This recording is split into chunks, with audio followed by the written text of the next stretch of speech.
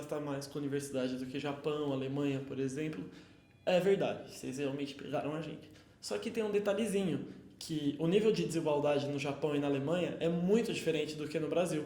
Então, assim, lá no Japão e na Alemanha, os estudantes, muitos deles, realmente têm dinheiro para bancar a sua passagem até o campus, coisas que aqui no Brasil, muitos estudantes não têm nem isso. Então, é por isso que no Japão e na Alemanha, os estudantes podem sim custar mais barato para o governo do que no Brasil, que precisa desembolsar um dinheiro que realmente vai, às vezes, até para aquele auxílio que eu falei, que é para os estudantes poderem vir até a faculdade pelo menos.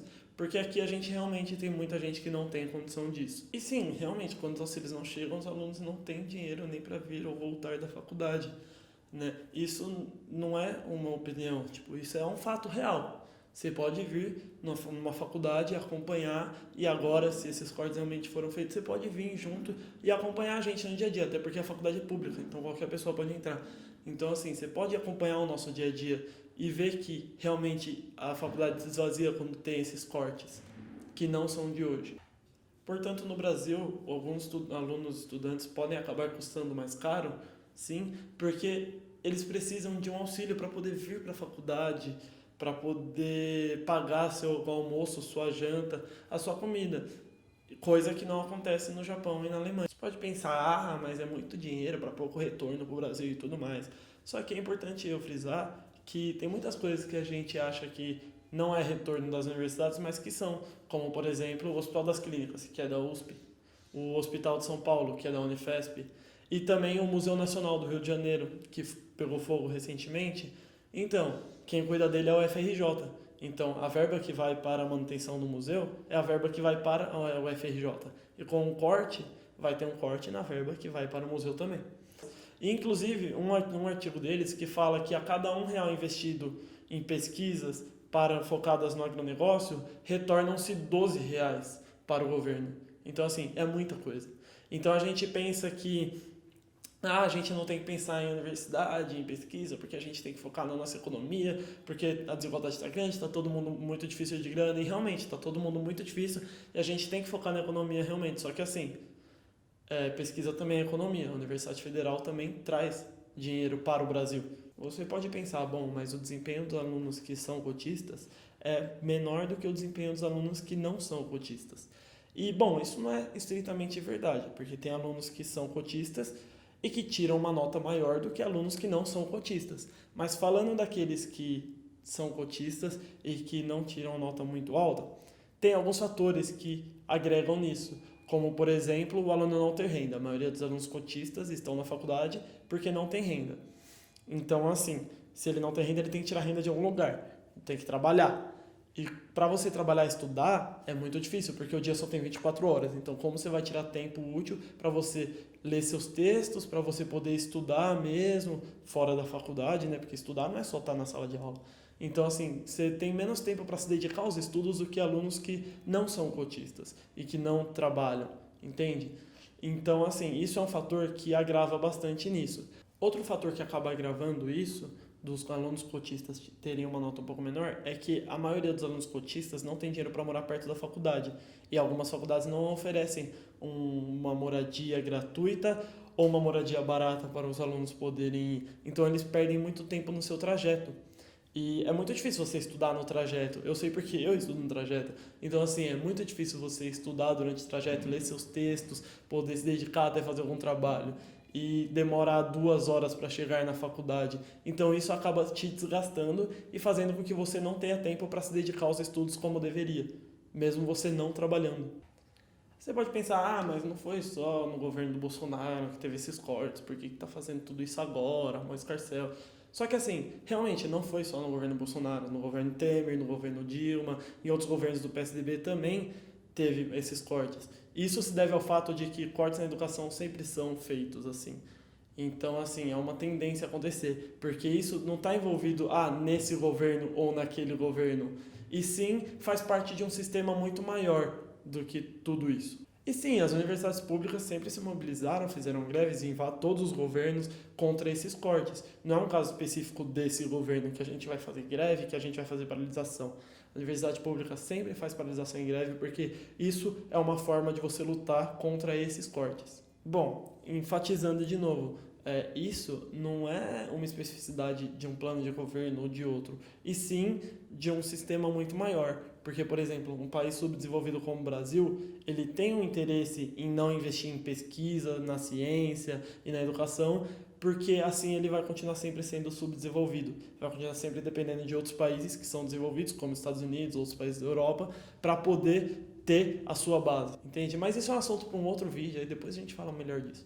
Mas aí você pensa, baseado em tudo que o Matheus falou sobre que sim, a universidade traz retorno para a sociedade, você pensa, Verônica e Matheus, eu sei do passado de vocês, eu sei da história de vocês são estudantes de humanas, vocês estudam história na Unifesp, então o curso de vocês não traz retorno nenhum para a sociedade, então tudo bem sim cortar, por exemplo, desses cursos. É aí que eu te pego no pulo, hein, camarada, porque os cursos de humanas trazem retorno sim para a sociedade. Bom, tem curso de pedagogia, curso de história, ciências sociais, e eles trazem retorno para a sociedade. E eu não estou querendo dizer isso que talvez você desvalorize, do tipo, a gente ensina as pessoas a pensar criticamente, então é um investimento a longo prazo. Porque eu sei que talvez você não ligue para isso, apesar disso ser uma realidade. O que eu estou querendo dizer é que eles trazem retorno imediato, sim, para a sociedade. Tem muitos cursos de pedagogia que têm projetos de extensão que ajudam a comunidade onde a universidade está inserida. Você pode se perguntar, o que é projeto de extensão? A universidade ela não tem só a aula e a pesquisa, ela também precisa exercer projetos de extensão, que é quando a universidade pega os seus ensinamentos e se volta para a sociedade, para trazer algum retorno para ela. Esse é, inclusive, um dos objetivos da universidade. Então, é essa a questão. A universidade ela tem projetos de extensão que visam beneficiar a sociedade, trazer esse retorno que, o Brasil investe na universidade e a universidade vai fazer pesquisas, vai produzir ensinos, conhecimentos, e esses conhecimentos vão retornar para a sociedade. Uma forma desse conhecimento e desse aprendizado retornar mais rapidamente para a sociedade do que pesquisas e a longo prazo são os projetos de extensão. Eu falei tudo isso, expliquei o que é projeto de extensão para poder falar dos projetos de extensão que existem na universidade pública, federal, mais especificamente, que são da área de humanas e que trazem um retorno imediato para a sociedade. Bom, um exemplo disso é o curso de pedagogia. Por exemplo, aqui mesmo na Unifesp Guarulhos, o curso de pedagogia promove vários projetos de extensão super legais. Por exemplo, a promoção do ensinamento de como se ensina crianças surdas. Então, é a questão da Libras. Tem muitas escolas daqui do bairro, onde fica inserida a Unifesp Guarulhos, que não sabem como lidar e como ensinar crianças surdas. E o projeto de extensão aqui são professores, pedagogos e alunos que estão fazendo pedagogia que vão ensinar esses educadores a como ajudar a vida dessas crianças. Percebe? Não é um retorno a longo prazo, é um retorno imediato. A criança surda desse exato momento que estuda numa escola pública daqui vai ter esse ensinamento, esse projeto de extensão da universidade pública, federal, do curso de pedagogia, vai ajudar a vida daquela criança nesse exato momento de agora. Tem uma outra coisinha que eu preciso falar para vocês, que é a questão do tripé acadêmico. Muitas pessoas que não estão inseridas na universidade não sabem o que é o tripé acadêmico. Bom, muita gente pode pensar que faculdade é literalmente só estudar, passar nas provas e, se formar. Mas não. O nosso ensino, ele é composto por muito mais coisas. A vida acadêmica, na verdade, é composta por algumas outras coisas. A vida universitária, para ela ser plena e para você ter se formado plenamente no seu curso, são feitas de 3 coisinhas. O ensino, a pesquisa e a extensão. E é justamente disso que eu vou falar. Bom, ensino é literalmente você na sala de aula, aprendendo, vamos ver se você aprendeu direito, faz uma prova aí, passou de ano, parabéns, e aí essas coisas. A pesquisa é, eu vou pesquisar sobre o Brasil Império, eu vou pesquisar sobre física quântica, eu tinha que dar esse exemplo, né? A pesquisa é isso. E a extensão é quando a universidade sai dessa sua bolha de ensino e pesquisa que fica normalmente dentro da universidade e traz o retorno para a sociedade. Eu não estou falando que isso seria legal se todo mundo fizesse. Isso é uma das obrigações da universidade. Todo aluno, para se formar, ele precisa ter passado por essas 3 coisas. Pelo ensino, pela pesquisa e também pela extensão. Então, você pode pensar, nossa, mas que balbúrdia, né? Esses alunos fora de sala de aula, lugar de aluno é na sala de aula. Não, isso deriva de um desconhecimento do que é a universidade. A universidade não é só a sala de aula. O ensino é uma das partes da universidade, mas também existe a extensão e a pesquisa. E a extensão não se faz dentro da universidade, ou pelo menos não deveria, apesar de que às vezes se faz. Mas enfim, extensão é quando se sai da sala de aula e promove esse conhecimento para o público. Então, muitas vezes você pensa, nossa, que balbúrdia, né? Esses alunos do movimento estudantil, esses alunos se manifestando, esses alunos fazendo coisas na praça, fazendo aulas públicas, deviam estar na sala de aula. Mas, na verdade, a extensão é uma obrigação da nossa formação.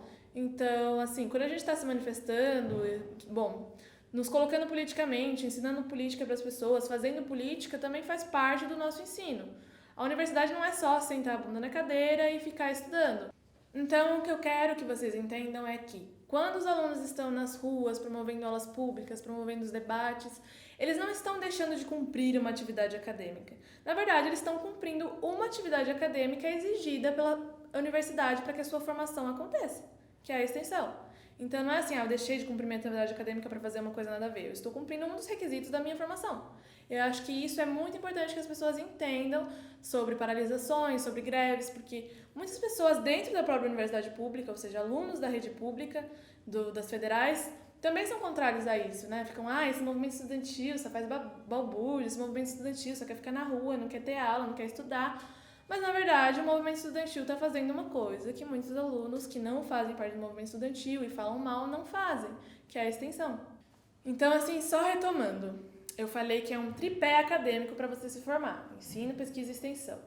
Se tem alunos que tiram 10 no ensino, ou seja, tiram 10 em todas as provas, aprenderam tudo em sala de aula, tem pesquisas renomadas e maravilhosas, mas não fazem projetos de extensão, não participam do movimento estudantil, eles estão meio que mancando, né? Porque afinal é um tripé. Se você deixar um pé assim meio esquecido, você vai estar mancando, né? Então essa é a questão do tripé acadêmico. Não é o pessoal do movimento estudantil, o pessoal que está lutando que não quer estudar. Na verdade, ou sei lá, melhor, que tem várias DPs porque não estuda. Na verdade, são os alunos que não participam da extensão, que têm DPs na sua formação e mal sabem, concorda? Porque se para você se formar você precisa dessas 3 coisas e você só tem nota boa em 2 e você meio que não liga para essa, na verdade a sua formação é que está defasada e você mal sabia.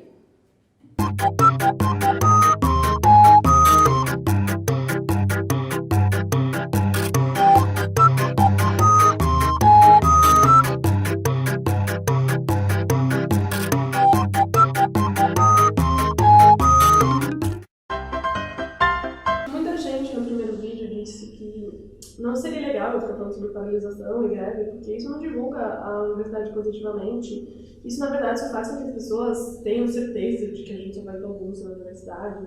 E que seria legal se eu falasse sobre a universidade tal, que desenvolveu tal vacina, a universidade que faz gerar economia, que gera tal coisa.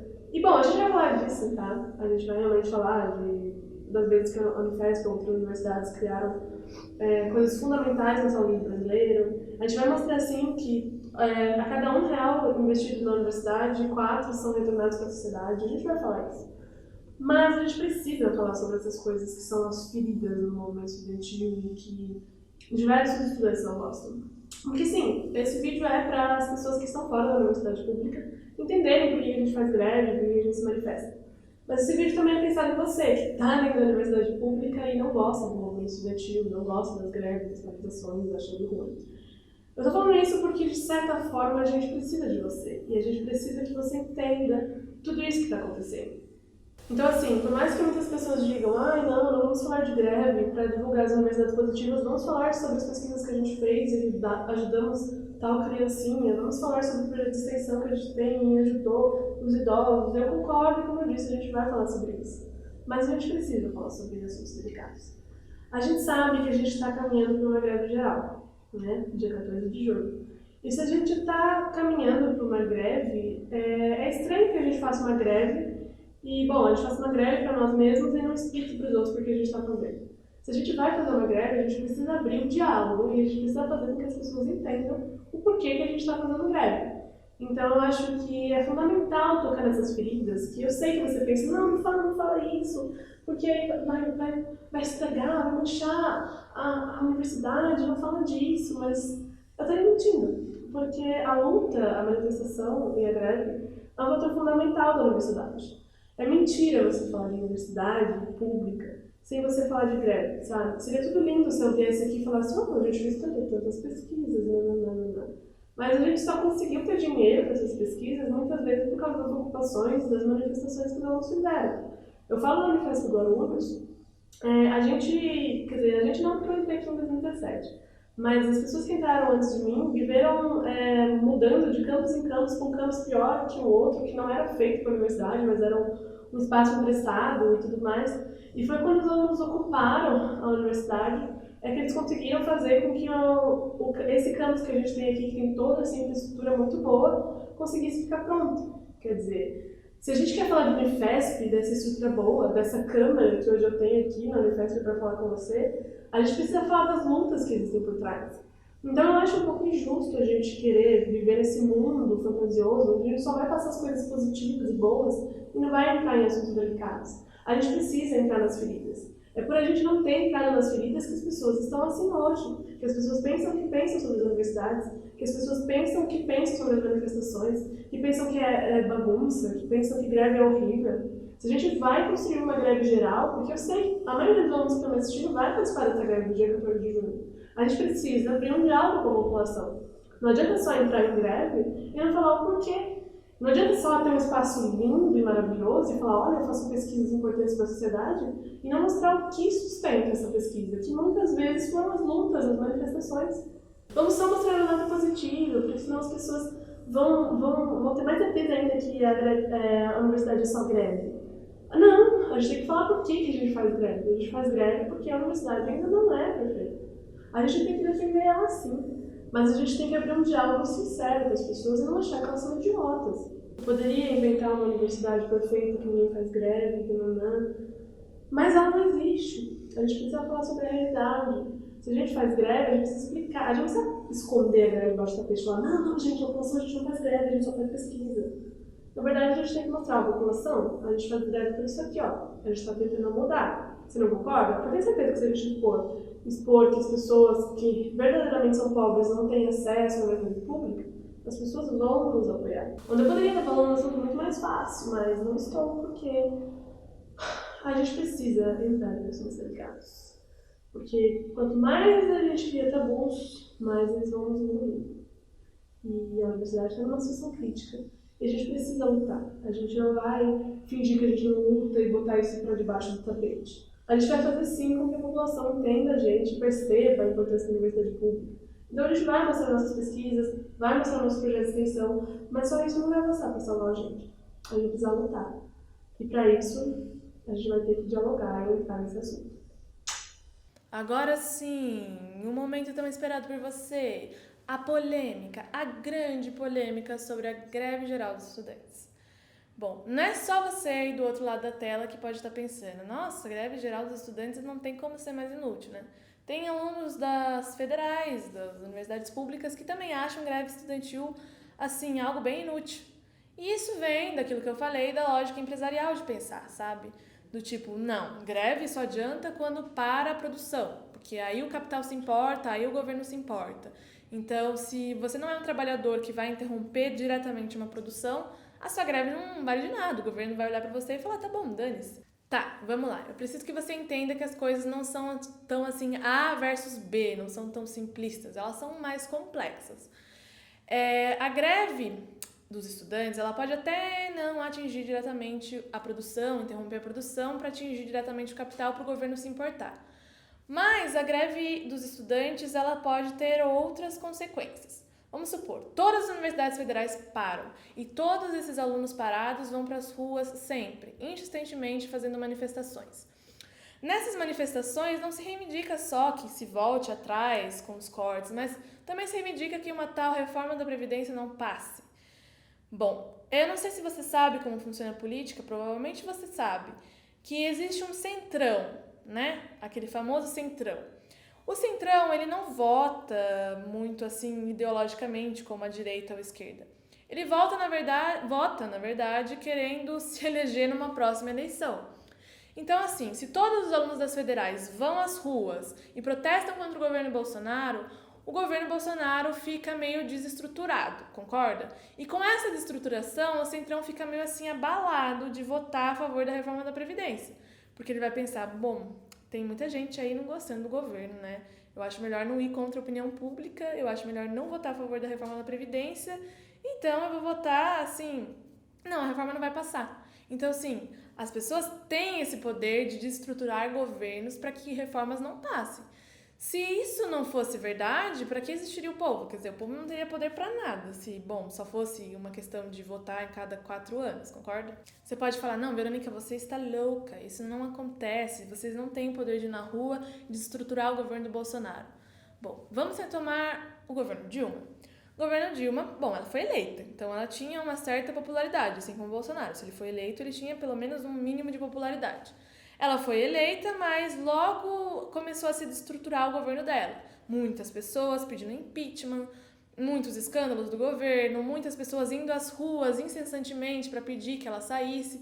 Bom, isso desestruturou o governo dela. Muitas pessoas que eram base aliada dela, como o PMDB, aí você me pergunta, sério? O PMDB era a base aliada dela? Era, né? Afinal, o Temer era o vice dela. E se existia essa aliança entre o PMDB e o PT, entre o vice e a presidenta, é porque eles tinham alguma ligação. Só que o PMDB também estrelou o impeachment da Dilma. E por quê? Porque isso, gente, é isso. O governo da Dilma ficou desestruturado. E quando o governo dela ficou desestruturado por ter muitas pessoas na rua pedindo impeachment dela, o PMDB pensou, bom, eu não vou conseguir ganhar mais nada da Dilma. Eu acho melhor eu ir pro outro lado, pro lado da oposição. E aí, pronto. A oposição ficou extremamente fortalecida, justamente porque a Dilma estava cada vez menos legitimada pelo povo. O povo estava se revoltando contra ela e o Centrão é assim. Eles viram que não tinham como ganhar mais nada daquele governo, porque o governo já estava desestruturado e passaram para o outro lado e começaram a votar a favor do outro lado. Mesmo até há 5 anos atrás estar do lado da Dilma, sabe? E tudo bem, você pode pensar, não, mas o impeachment já estava, o golpe, né, já estava todo articulado, é uma questão política, uma questão hierárquica, uma questão de elites poderosas. O impeachment dela já estava planejado. Eu concordo que já estava planejado. Mas você não pode negar que a população na rua deu uma força para desestruturar o governo dela. E, bom, não sei se você lembra que esse tipo de pessoa, esse tipo de manifestante tinha a mania de fazer greve, enfim, fazer manifestação no domingo, que era justamente para não atrapalhar a economia, você lembra? E aí você vem me dizer que, bom, greves que não param diretamente a produção não tem nenhuma validade? Porra, e quem faz manifestações contra a Dilma? Gente, desculpa, vocês vão ignorar que o governo dela ficou totalmente desestruturado, sem base, e por isso ela caiu? Então é isso que eu tô falando, gente. Tá bom, a gente não para a produção estando na rua, os estudantes. Mais ou menos, né? Porque a gente já explicou que a universidade tem muita produção e, enfim, a sociedade depende da universidade. Mas supondo que a gente não pare a produção e não interfira no capital, a gente consegue desestruturar esse governo, gente. E isso é muito importante.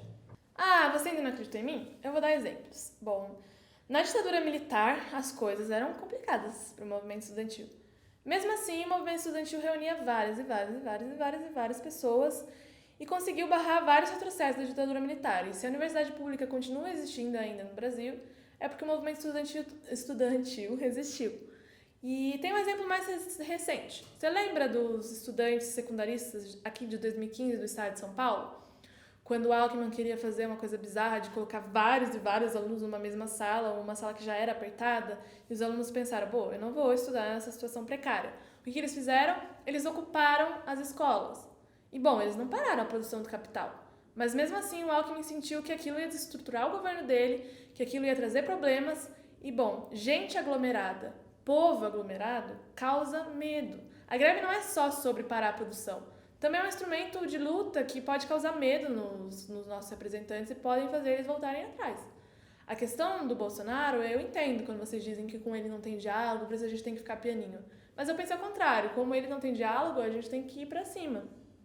Aí, voltando ao exemplo dos secundaristas, muitos deles não trabalham, não produzem para o capital, menos ainda que a universidade, se você for pensar.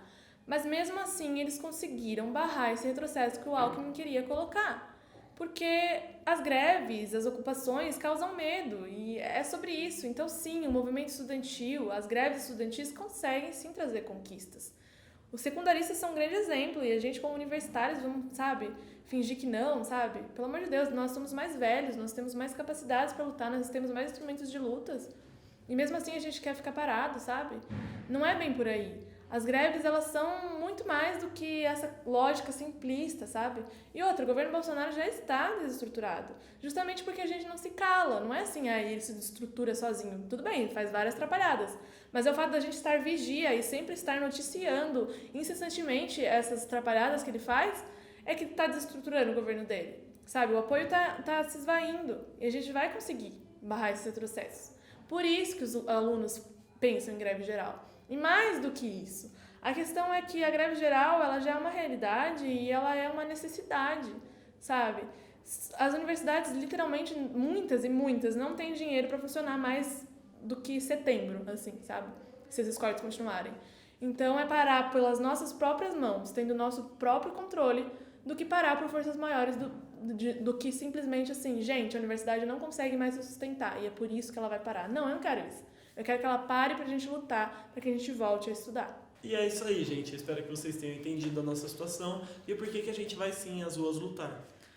Inclusive, se tiver alguma dúvida que a gente não tirou aqui, você pode deixar nos comentários que a gente pode tentar responder no próximo vídeo. Na verdade, a gente só não colocou todas as coisas aqui porque a gente pensou que o vídeo ia ficar muito grande, né? Mas, inclusive, a gente tem projetos para fazer outros vídeos, tipo, filmar o dia a dia da universidade, né? Tem muita gente que diz por aí que, bom, nas universidades públicas só tem gente pelada e tudo mais. A gente podia filmar para vocês verem que não é bem assim a realidade da Unifesp e, bom, a realidade de qualquer outra federal. Então, qualquer dúvida, a gente pode fazer outros vídeos e a gente tem a intenção de mostrar a realidade da Universidade Federal para que vocês entendam o nosso lado e o porquê que a gente luta. Exatamente, até explicar um pouco mais dessa questão de que por que a gente fala que é 30% e o ministro diz ser 3,5%. A gente pode explicar mais isso para vocês entenderem um pouco melhor. E é isso, gente. Então vamos à luta. Um beijo e até a próxima. Beijo.